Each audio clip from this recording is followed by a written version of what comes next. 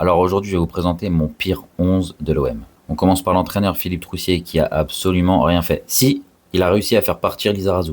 Au poste de gardien de but, on retrouve Jérémy Gavanon. Le pauvre, on a pu le voir juste un seul match qui est pas le meilleur de sa carrière. Il a dû remplacer Kamel Meriem à cause de l'expulsion de Fabien Barthez juste avant la mi-temps. Bon, j'ai pu trouver qu'une seule vidéo, mais malheureusement, il me fallait un 11, et dans ce 11, il y a des gardiens de but, et heureusement, à l'Olympique de Marseille, on a quand même eu de très bons gardiens.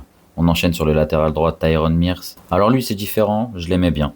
Mais le truc, c'est qu'à l'OM, on a quand même eu la chance d'avoir des bons latéraux, en tout cas à ce poste-là. Peut-être que vous allez m'en trouver, mais moi, j'en ai pas d'autres. Ronald Zubar, alors lui, c'était une catastrophe. Il a réussi à marquer un but contre son camp, reprise de volée de la tête. Je pense que c'est le plus beau CSC qu'on ait jamais vu. Ensuite, nous avons Karim Rekikik. Si vous avez la ref. Karim Rekik. Karim Rekikik. Je pense qu'on attendait un peu mieux de lui quand même. On enchaîne sur le latéral gauche d'Etcheglier, venu de la Juventus. Je sais pas comment il a fait pour avoir une carrière professionnelle, surtout à la Juve.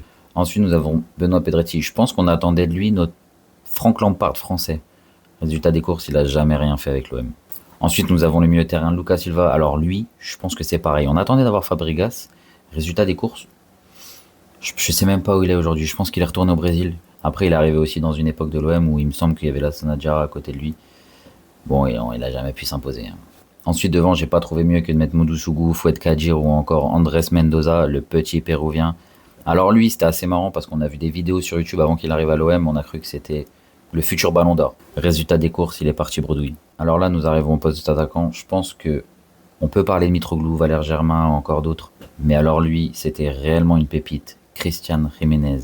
Je crois qu'il a dû marquer 2 buts et encore 2 buts de raccro. Le premier but, je me rappelle, on était tous comme des dingues parce que c'était son premier match. Il venait d'arriver une semaine avant. Résultat des courses, il a rien fait de la saison. Il est parti comme il est arrivé. Je pourrais aussi vous en citer d'autres, mais la liste, elle est vraiment très longue.